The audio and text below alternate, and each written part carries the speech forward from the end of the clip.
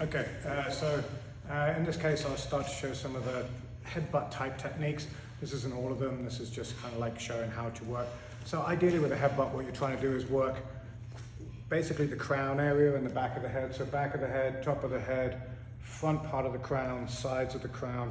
Anything going below this is going to probably damage you. You've got to remember your brain is in there. So if you hit the wrong thing, and, lights out for you. But the idea of this is kind of close quarters work. Maybe I'm handcuffed or something like that, and I get pulled or someone grabbing my shoulder and turning me. And what I want to do is, look, if I just turn and hit, that's one thing. Obviously, they've got to protect themselves from that. But it's kind of easier to understand as well because I'm turning to face. You see, he's already starting to consider this might be a bad idea. So as I release this shoulder, release this hip, you see, you kind of swing off the shoulder pull, right? And then your hand should always be, if you have your hands free, you want something following up from behind. So anything from here, I release, I hit, and coming through. This could also be like a body grab from behind. So normally, if someone knows what they're doing, they're going to do this. If they don't know what they're doing, then they might stick their head straight behind you. In that case, again, open up the shoulders, open up the hips to break this open, and arch the back to get your power, and your headbutt is there, right? So from here into that position. If they're a bit more savvy, they're going to grab from the side. There's no way I can get that headbutt from here.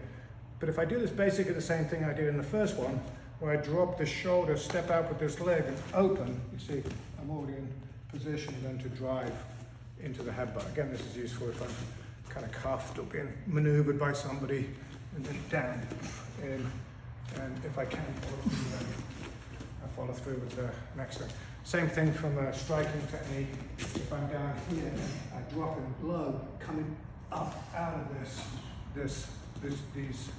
these are the areas. This is from like dirty boxing, very dirty boxing. I'm sure how. So I'm here dropping it, and I'm going to pick up this way to hit in these positions. So a lot of this headbutting, if you're striking or something like that, again, leaving my head relaxed. You see, you kind of sweep the headbutt through. So your head's quite relaxed. So even if he punches at my face and my head gets out the way, my head can come in quite relaxed over the top and hit. And the difference is, I'll just show his chest. This was more of a standard sort of headbutt, like the neck sort of lock. You know, that was how we, you know, if you're back in front of something, you hit it like that. Perfectly good, works the same way. But if you can relax your neck, it's a very different type of strike. It's kind of like a bowling ball on a spring instead of on a stick.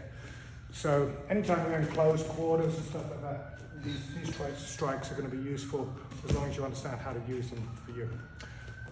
Okay.